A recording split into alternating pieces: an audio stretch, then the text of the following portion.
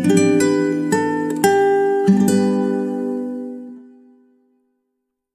And welcome to the diaspora study a better way of learning. आज 1 फरवरी 2023 है, यानी कि आज यूपीएससी का नोटिफिकेशन ऑफिशियली पब्लिश हो गया है। और इस बार का गुड न्यूज़ ये है कि यूपीएससी ने इस बार वैकेंसीज़ इंक्रीज़ की है 1105 वैकेंसीज़ के अप्रॉक्स। इस बार 2023 को यूपीएससी नोटिफिकेशन निकाली है। लास्ट डेट की बात करें तो जो यूपीएससी में अप्लाई करने के लिए एप्लीकेशन का जो लास्ट डेट है 21 फरवरी 2023। तो ये डेट काफ़ी इम्पोर्टेंट हो जाता है। 21 फेब 2023 के शाम के सिर्फ 6 बजे तक जो है हम लोग अप्लाई कर सकते हैं यूपीएससी 2023 एग्ज़ामिनेशन के लिए। हम लोग इस वीडियो में बात करने वाले हैं क्या क्या कुछ इंपॉर्टेंट डेट होने वाले हैं, एग्ज़ाम्स के डेट क्या होंगे, एडमिट कार्ड वगैरह कब आएगा, कब तक अप्लाई कर सकते हैं, प्लस वैकेंसीज़ क्या रही इस बार की, कंपैरिजन होगा, प्लस एलिजिबिलिटी क्राइटेरिया क्या होती है, अप्लाई कहाँ कौन कौन कर सकता है, प्लस सिलेबस क्या होगा प्रिलिमिनरी एग्ज़ाम्स का, उसके बाद जो है इस फॉर्म में अप्लाई कैसे करते हैं, और साथ ही साथ जो है अभी प्रीलिम्स 2023 को जो है कम से कम 120 दिन के आसपास है, तो काफ़ी कम टाइम बचा हुआ है एग्ज़ाम्स को, यूपीएससी 2023 प्रीलिमिनरी एग्ज़ाम्स को। ये ऑफिशियल नोटिफिकेशन है by the UPSC. The official website is UPSC www.upsc.gov.in। ये आज का डेट है 1 फरवरी 2023 और ये रिलीज़ किया गया है यूपीएससी के द्वारा, जिसमें बताया गया कि लास्ट डेट जो है 21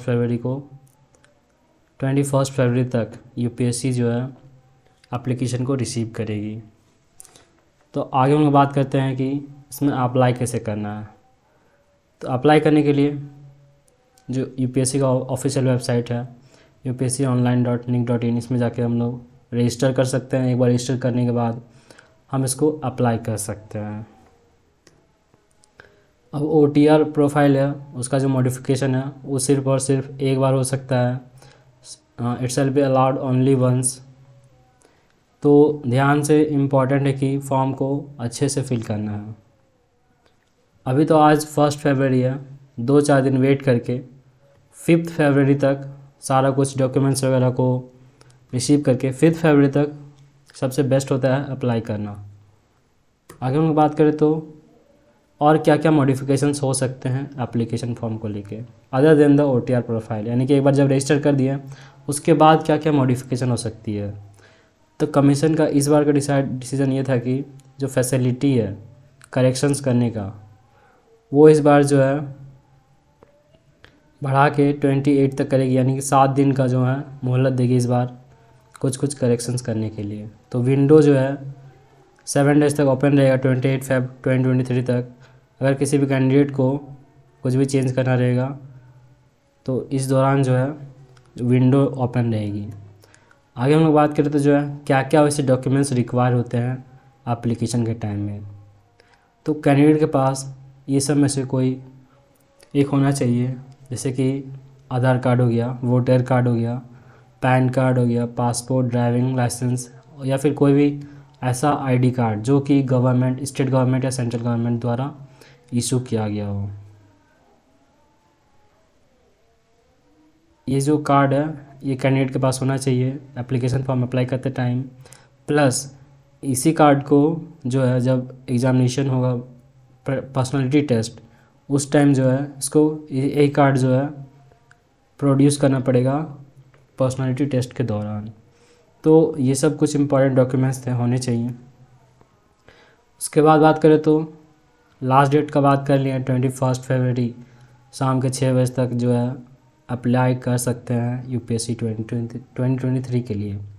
और जो है एडमिट कार्ड जो है इशू किया जाएगा 3 weeks before the commencement of the exam, यानी कि 3 वीक पहले ही, जैसे कि एग्ज़ाम 28 फेब को है तो उसका 3 वीक पहले ही एडमिट कार्ड इशू किया जाएगा। और जो एडमिट कार्ड इशू किया जाएगा वो यूपीएससी का ऑफिशियल वेबसाइट सॉरी upsconline.nic.in पे किया जाएगा।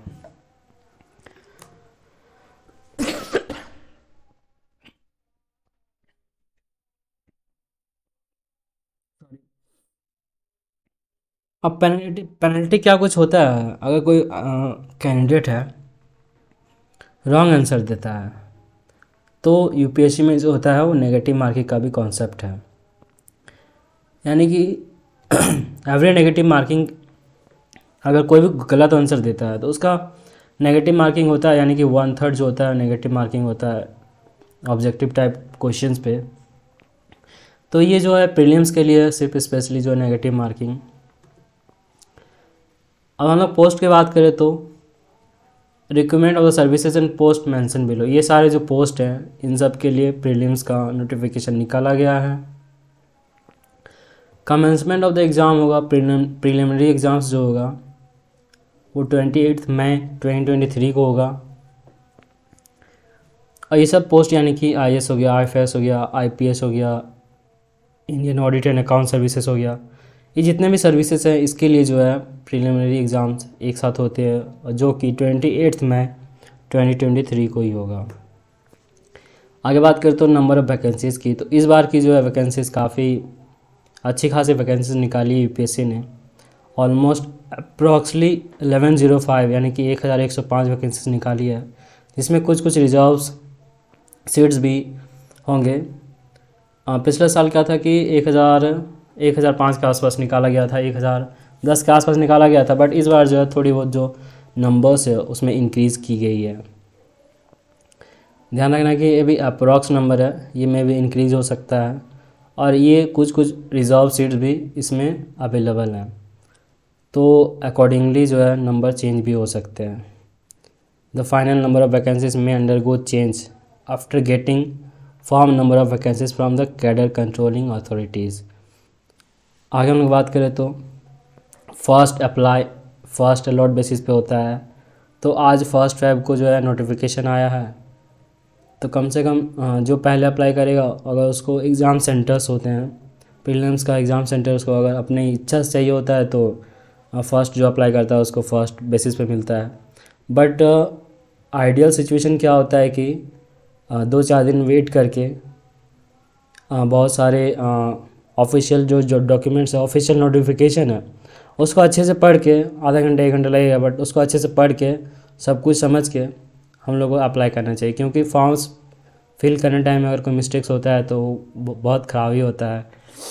तो ये सब कुछ कुछ सेंटर्स हैं, centres for the civil service preliminary examination 2023 में भी ये सब जितने भी सेंटर्स है उसमें प्रीलिम्स एग्ज़ाम लिए जाएंगे। और ये कुछ सेंटर्स हैं मेंस एग्जामिनेशन के लिए, मेंस एग्जामिनेशन जो होगा 3 महीने बाद, प्रीलिम्स के 3 महीने बाद जब रिज़ल्ट आएगा प्रीलिम्स का, उसके बाद जब एग्ज़ाम होगा मेंस एग्जामिनेशन, तो ये जब कुछ कुछ सेंटर्स होने वाले हैं मेंस एग्जामिनेशन के। आगे बात करें जो है एग्ज़ामिनेशन जो होगा वो दो फेज़ में होता है। फर्स्ट होता है preliminary exams and the second one the mains exam. Mains exam में रिटन होता है प्लस इंटरव्यू होता है, तो ये प्लान ऑफ एग्ज़ामिनेशन है। फर्स्ट में जो है प्रीलिमिनरी एग्ज़ाम्स होगा जो कि 28 मई 2023 को है, उसके बाद मेंस एग्ज़ाम होगा और फिर वहाँ जाके इंटरव्यू होगा। मेंस एग्ज़ाम का रिज़ल्ट आने के बाद इंटरव्यू होगा। ये कुछ प्लान ऑफ एग्ज़ामिनेशन है। आगे हम लोग बात करें तो एलिजिबिलिटी कंडीशंस, इस पोस्ट जो भी नोटिफिकेशन आया है उसके लिए कौन कौन एलिजिबल है इस पोस्ट को फिल करने के लिए। तो सबसे पहले तो nationality for the IAS, IFS and the IPS जो कैंडिडेट होना चाहिए वो candidate must be a citizen of India, यानी कि ये 3 जो पोस्ट हैं उनके लिए जो नेशनलिटी का एलिजिबिलिटी कंडीशंस है वो है कि वो सिटीजन ऑफ इंडिया होना कंपलसरी है। बाकी आगे बात करें तो for other services candidate must be other citizen of India, और जो भी है government strives to have a workforce which reflects gender balance and women candidates, subject of Nepal, subject of Bhutan. Other post के लिए जो है ये सब तिब्बतन रेफ्यूजीज वगैरह हो गया, तो अदर पोस्ट के ये सब भी एलिजिबल है। But the IFS and the IPS, ये 3 सर्विसेज जो हैं इसके लिए नेशनलिटी के कंडीशन में इंडियन सिटीजन होना कंपलसरी है। आगे बात करें तो एज लिमिट की। एज लिमिट की क्राइटेरिया ये है कि जो कैंडिडेट होना चाहिए must attain the age of 21 years. 21 years का एज होना कंपलसरी है। 21 ईयर्स से अगर नीचे हैं तो आप अप्लाई नहीं कर पाएंगे। 21 ईयर्स होना भी जो है 1 अगस्त 2023 को होना चाहिए। ये नहीं कि अभी मेरा 21 ईयर्स हो गया, मतलब 20 ईयर्स हो रहा है बट कुछ महीना बाद 21 होगा, तो 1 अगस्त 2023 को जो है 21 ईयर्स का होना चाहिए। तो ये एज लिमिट था, मिनिमम एज लिमिट 21 ईयर्स होना चाहिए। अब मैक्सिमम एज लिमिट की बात करें तो candidate must not have attain the age of 32 years, यानी कि जो मैक्सिमम एज लिमिट है वो 32 ईयर्स की है, उतना नहीं होना चाहिए, यानी कि 31 ईयर्स तक ही आप अप्लाई कर सकते हैं। यहाँ पे इसको और क्लियरिफाई किया गया है, candidate must have been born not earlier than the 2 August 1991, यानी कि अगर आपका बर्थडे 2 अगस्त 1991 से पहले आता है तो आप इसके लिए एलिजिबल नहीं हो। 2 अगस्त 1991 से पहले अगर आपका बर्थडे आता है तो आप इस पोस्ट के लिए एलिजिबल नहीं हो। और अगर 1 अगस्त 2002 के बाद भी अगर आपका बर्थडे आता है तो आप एलिजिबल नहीं हो। तो इस बीच में अगर आपका एज आता है तो आप एलिजिबल हो। प्लस कुछ रिलैक्सेशन दिए गए हैं इस कंडीशंस को। जनरली क्या होता है 5 इयर्स का रिलैक्सेशन दिया जाता है SC/ST को और 3 इयर्स का OBC को। यहाँ जो है अपर age limit prescribed above will be relaxable, यानी जो अपर एज लिमिट है उसका रिलैक्सेशन दिया गया है, जैसे कि मैक्सिमम 5 इयर्स दिया गया है schedule caste and schedule tribes को, मैक्सिमम 3 इयर्स का दिया गया है OBCs को, मैक्सिमम 3 इयर्स का दिया गया है डिफेंस सर्विस पर्सनल को, और भी जितने भी हैं रिजर्वेशंस के क्राइटेरिया यहाँ पे दिए हुए हैं। आगे बात करें तो minimum educational qualification. Educational qualifications क्या होने चाहिए for the appearing preliminary exams 2023। जो कैंडिडेट होना चाहिए उसके पास एक ग्रेजुएट डिग्री होना चाहिए। यहाँ पे एक क्वेश्चन यह है कि अगर हम अपेयरिंग हैं, अपना ग्रेजुएशन में अपेयरिंग है, तो क्या हम एग्ज़ाम दे सकते हैं? तो इसका आंसर है यस, आप एग्ज़ाम दे सकते हैं। Candidates who have appeared at qualifying examination the passing of which could render them educationally qualified for the commission's examination but have not been informed of the result, as also the candidates who intended to appear the such qualifying examination will also be eligible for the admission to the civil services preliminary examinations. But all the candidates who are declared qualified by the commissions for taking the civil service mains examination will be required to produce proof of passing the requisite qualifying examination। यानी कि आप prelims exam दे सकते हैं अगर आप appearing exam में हो तो, बट जब आप मेंस एग्ज़ाम लिखने जाओगे तो वहाँ पे आपको प्रूफ दिखाना पड़ेगा कि हाँ मेरा जो ग्रेजुएशन का क्वालिफ़िकेशन है वो मैं पास हूँ। तो यहाँ पे क्राइटेरिया है eligibility for the educational criteria for the applying for the preliminary examination 2023। अगर यहाँ पे आप फेल करते हो तो वहाँ पे जो है मेंस एग्ज़ाम में आपको नहीं देने दिया जाएगा। एक बार फिर से बात करें कि एजुकेशनल क्वालिफ़िकेशंस की, तो ग्रेजुएशन की डिग्री मस्ट है। अगर आप अपेयरिंग हो तो प्रीलिम्स का एग्ज़ाम दे सकते हो, बट मेंस एग्ज़ाम से पहले आपके पास डॉक्यूमेंट्स होना चाहिए, आपके पास प्रूफ होना चाहिए कि आप ग्रेजुएशन पास हो।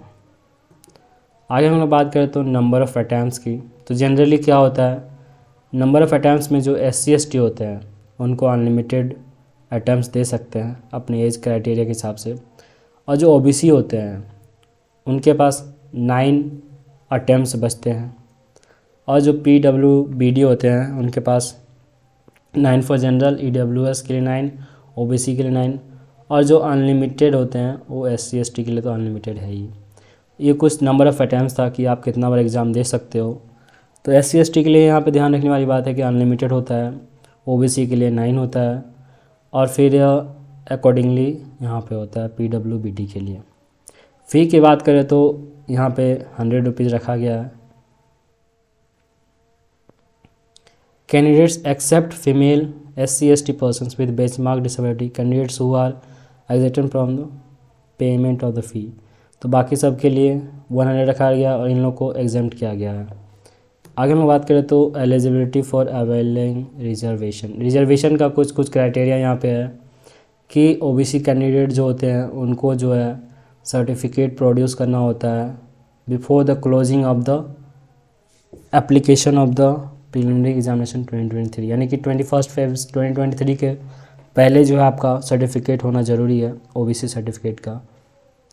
यहाँ पे मस्ट लिखा हुआ, the OBC candidate applying for the CSE 2023 must produce OBC non creamy layer certificate based on the income of the financial year 1920, 2021 and 2021 to 2022 and issued on or after the 1/4/2022 after the completion of the financial year 2021-20, but not later than the closing date of the application for the civil service preliminary examination 2023, जो कि 21 फरवरी से पहले का होना चाहिए। ये कुछ criterias थे रिजर्वेशंस के अवेलिंग करने के लिए, और भी क्राइटेरियाज है, आगे आप पढ़ सकते हो। आगे मैं बात करें तो प्रीलिमिनरी जो एग्ज़ाम्स होंगे, ये जो एग्ज़ाम होगा वो 200 मार्क्स का होगा।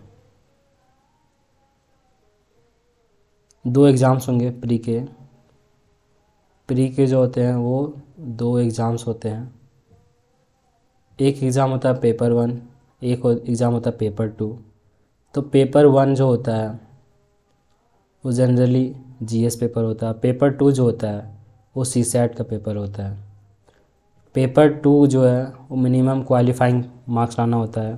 जैसे कि both the question papers will be objective type, यानी कि जो दोनों पेपर होंगे वो ऑब्जेक्टिव टाइप होगा, यानी कि MCQs होंगे, और each will be of 2 hours duration. दोनों एग्ज़ाम्स का जो है ड्यूरेशन भी 2 आवर्स का होगा। The GS paper 2 of the civil service preliminary examination will be qualifying paper with the minimum qualifying marks fixed at 33%। जो CSAT का पेपर होता है वो एक सिर्फ और सिर्फ क्वालिफाइंग पेपर होता है, यानी कि CSAT का पेपर में सिर्फ आपको 33% लाना है। यानी कि पेपर 2 जो होता है प्रीलिमिनरी का, GS पेपर 2 जो होता है उसमें 33% मार्क्स लाना होता है और वो कंपलसरी है।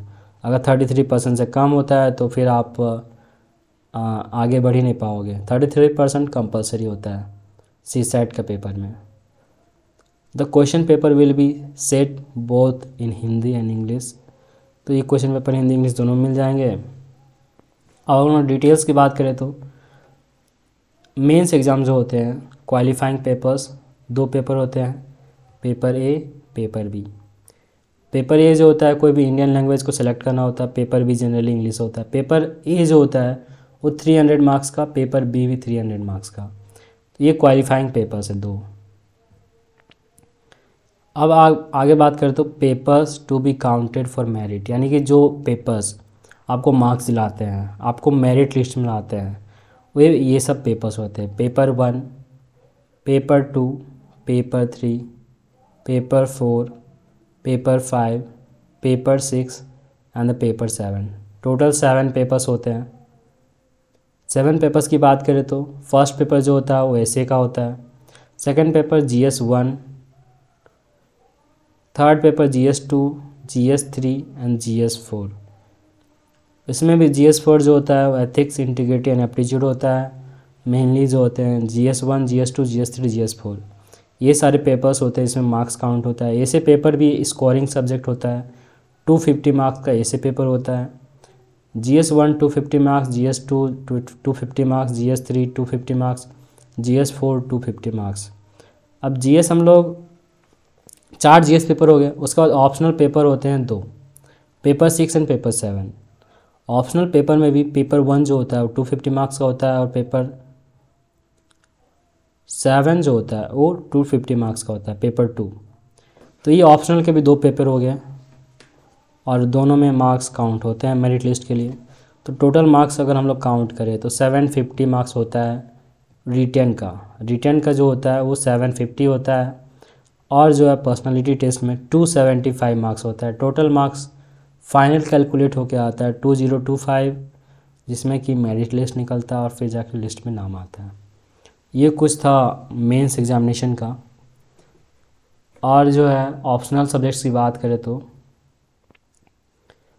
ये सारे ऑप्शनल सब्जेक्ट्स हैं। एग्रीकल्चर हो गया, animal husbandry, botany, chemistry, civil engineering, commerce, accountancy, geography, geology, mathematics, philosophy, ये सारे सब्जेक्ट्स हैं ऑप्शनल एग्जामिनेशन के लिए। और फिर ये भी है literature of any one of the following language, कोई भी लिटरेचर इसमें से हो सकता है, कोई भी लैंग्वेज का लिटरेचर हो सकता है ऑप्शनल पेपर में। आगे हम लोग बात करें तो अब सिलेबस क्या होता है प्रीलिम्स एग्ज़ाम का। तो जो प्रीलिम्स एग्ज़ाम होता है पेपर 1 200 मार्क्स का होता है, 2 आवर्स का होता है। इसका सिलेबस ये है कि current events of the national and the international importance. National and international importance का करंट इवेंट्स यानी current affairs, history of India and the Indian national movement. India में हिस्ट्री में जो है एनिशेंट, मेडिवल, मॉडर्न, और जो नेशनल मूवमेंट है तो modern history. India and the world geography, Indian geography complete, world geography भी आएगा जो कि physical, social, economic, geography of India and the world, ये सब ज्योग्राफी में आ गए। पॉलिटी की बात करें तो इंडियन पॉलिटी एंड गवर्नेंस, इसमें जो है कॉन्स्टिट्यूशन आएगा, पॉलिटिकल सिस्टम आएगा। कॉन्स्टिट्यूशंस में भी बहुत कुछ जैसे कि फंडामेंटल राइट्स, डीपीएसपी, जितने भी कॉन्स्टिट्यूशंस का पार्ट है वो सब। पॉलिटिकल सिस्टम कैसा काम करता है, Panchayati Raj, public policy, rights, issues etceteras. Economics and social development की बात करें तो sustainable development, poverty, inclusion, demographics, social sector initiatives etcetera. General issues की बात करें तो इन्वायरमेंट इकोलॉजी में बायोडाइवर्सिटी एंड क्लाइमेट चेंज, और जो है इसमें भी that do not require subject specialisation, बस जो डिफ़िकल्टीज होते हैं वो इन्वायरमेंट से आते हैं, कहाँ कहाँ से क्वेश्चंस आते हैं कोई गारंटी नहीं इसमें। तो ये होता है इन्वायरमेंट का पेपर थोड़ा टफ होता है। आगे हम बात करें तो इन्वायरमेंट जो क्वेश्चन टफ होते हैं। आगे बात करें तो जनरल साइंस में भी प्रीलिम्स में क्वेश्चन पूछे जाते हैं। ये था प्रीलिम्स का सिलेबस पेपर 1 का। पेपर 2 में जो है पेपर 2 200 मार्क्स का होता है, 2 आवर्स का ड्यूरेशन होता है। बट ये जो पेपर है वो सिर्फ क्वालिफाइंग नेचर का होता है, यानी कि इसमें 33% लाने होते हैं। बट 33% लाने में भी थोड़ा डिफ़िकल्ट होता है, बहुत बार क्वेश्चन टफ आते हैं, रीडिंग कॉम्प्रिहेंशन रहता है तो क्वेश्चन थोड़ा टफ हो जाता है। बट आगे हम बात करें सिलेबस की, कॉम्प्रिहेंशन रहता है, interpersonal skills and the communication skills, logical reasoning, analytical ability, decision making, problem solving, mental ability, basic numeracy, numbers and their relations, orders of magnitude etceteras, जो कि क्लास 10 लेवल के पूछे जाते हैं। आगे बात करें तो data interpretation, charts, graphs, tables, data sufficiency etceteras, ये भी क्लास 10 लेवल के, यानी कि जो मैथ्स वगैरह है, न्यूमरेसी, नंबर्स, ये सब जो है क्लास 10 लेवल के पूछे जाएंगे। अब कुछ इंपॉर्टेंट नोट्स की बात करें तो paper 2 of the civil service जो है वो सिर्फ और सिर्फ क्वालिफाइंग पेपर है, 33% लाना ज़रूरी होता है। क्वेश्चन जो होते हैं वो मल्टीपल चॉइस ऑब्जेक्टिव टाइप के होंगे, लेकिन it is mandatory for the candidate to appear in both the papers of the civil service prelims examination for the purpose of evaluation. अगर दोनों पेपर में आप अपियर नहीं होते हो तो आपका पेपर इवेल्युएट ही नहीं होगा। Therefore a candidate will be disqualified in case he does not appear in both the papers of the civil service prelims examination। तो आपका पेपर रद्द हो जाएगा अगर आप पेपर 2 में नहीं बैठते हो तो। ये कुछ था syllabus of the paper 1 and paper 2 of the civil services prelims examination 2023। ये कुछ नोटिफिकेशन था। ध्यान रखना है कि जो लास्ट डेट है वो 21 Feb 2023 है। इससे पहले आप अगर एग्ज़ाम इस बार का देने का सोच रहे हो तो ज़रूर से ज़रूर फिल कर देना। और फर्दर के लिए all the best for the civil service prelims examination to all of you. मिलते हैं नेक्स्ट वीडियो में, तब तक के लिए जय हिंद।